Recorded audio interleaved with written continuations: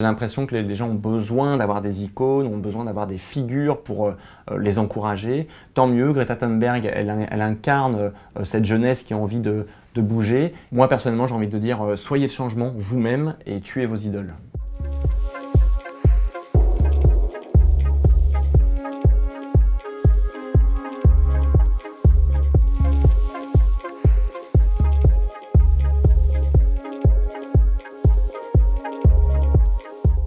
On s'est rendu compte qu'avec le zéro déchet, on travaillait essentiellement sur 2 points de notre vie qui sont l'alimentation et la consommation de biens et de produits, mais qu'on ne touchait pas à tout le reste, c'est-à-dire le logement, le transport, l'argent, etc. Donc on a fait ce livre pour essayer de comprendre où étaient nos impacts, et puis aussi pour essayer de prioriser, parce que c'est bien de faire son dentifrice maison, mais est-ce que ça va suffire à changer la planète? Je ne suis pas sûr.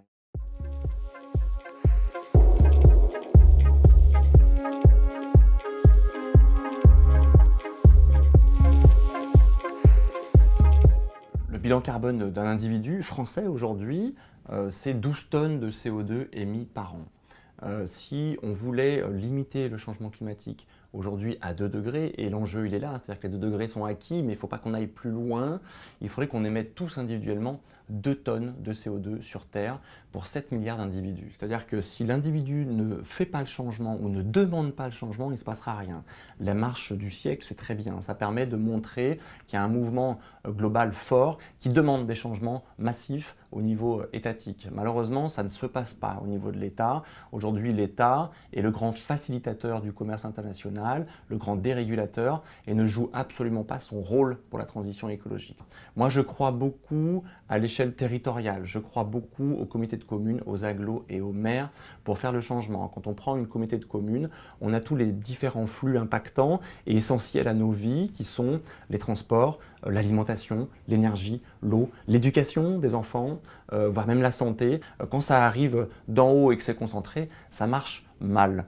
Donc le territoire peut être vraiment un territoire de décision, encore faut-il le faire confiance et lui donner le pouvoir plutôt que de lui enlever aujourd'hui. Ce qu'on fait, c'est qu'on enlève les moyens techniques mais aussi financiers aux maires. Je parle de la taxe d'habitation par exemple, c'est une perte nette pour les territoires, c'est catastrophique. Voilà, la transition écologique pour moi, une des clés, ça va être de prendre le pouvoir politique local.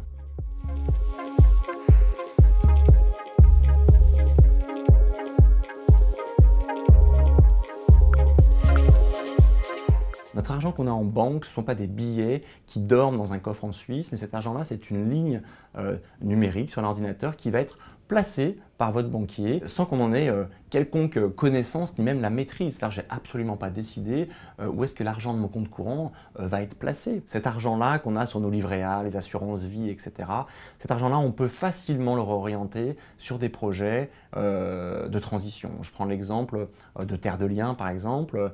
Terre de Liens, c'est une foncière qui a pour objectif de réinstaller des maraîchers sur les territoires en local, en achetant des actions en tant qu'épargnant solidaire. C'est très simple, on va sur internet, on peut en acheter, elle coûte 106 € pièce en ce moment je crois, et je peux en prendre un certain nombre, je deviens épargnant solidaire, tout de suite mon argent va servir au projet, je la bloque pendant 5 ans, il y a des défiscalisations aussi pour les crédits d'impôt, donc ça c'est super, et cet argent-là va servir concrètement à faire la transition sur les territoires.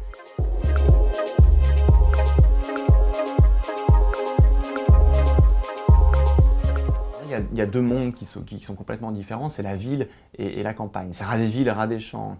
En ville, on a un bouquet mobilité qui est dingue. On peut prendre le tram, transport collectif, le métro, la trottinette, on peut marcher, le vélo. En campagne, c'est l'inverse, c'est-à-dire qu'en campagne, il n'y a pas de bouquet mobilité, il n'existe pas. Moi, j'habite en campagne, je suis en semi-rural, je monte dans ma voiture tous les jours. Et dans ma logique de transition, ça me pose un vrai problème.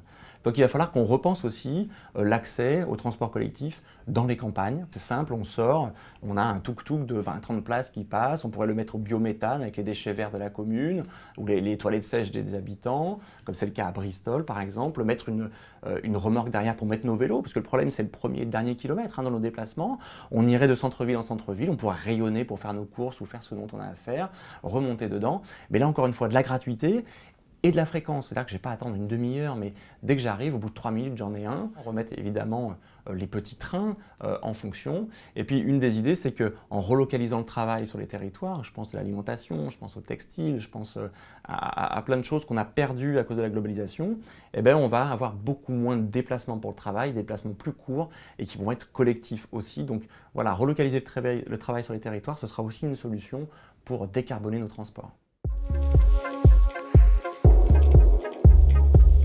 On entend souvent, et avec l'exemple de Greta Thunberg en ce moment, c'est fort, on entend, et les gens me le disent hein, quand je les rencontre, oui, c'est bien, parce que c'est aux enfants hein, qu'il faut le dire, parce que c'est eux qui vont faire le changement. Et malheureusement, non. C'est-à-dire qu'on n'a pas le temps d'attendre une génération. En démographie, une génération, c'est 20 ans. On n'a pas le temps d'attendre que la génération d'après fasse le changement. Le changement, c'est maintenant. On a eu une fenêtre pour limiter le réchauffement climatique à 2 degrés de 20 ans, là. Et on l'a dit, on l'a redit, le GIEC a beaucoup insisté. Cette fenêtre est en train de se fermer. Elle est quasiment fermée. Donc évidemment que ce sont les 4 générations aujourd'hui qui habitent sur les territoires à faire cette transition. Les enfants, évidemment, mais ils ont peu de responsabilité dans les achats, les orientations finalement. Les actifs au niveau professionnel, au niveau du pouvoir politique, les anciens aussi qui sont à la retraite, qui ont vécu les 30 glorieuses et qui ont aujourd'hui un pouvoir d'achat plutôt fort et du temps aussi, hein, du temps à mettre à disposition de la transition. Et puis les seniors aussi qui peuvent accompagner tout ça. Donc je pense que non, on n'a pas le choix, on n'a pas le temps d'attendre que ce soit la génération future qui fasse le changement. C'est plus possible, c'est trop urgent.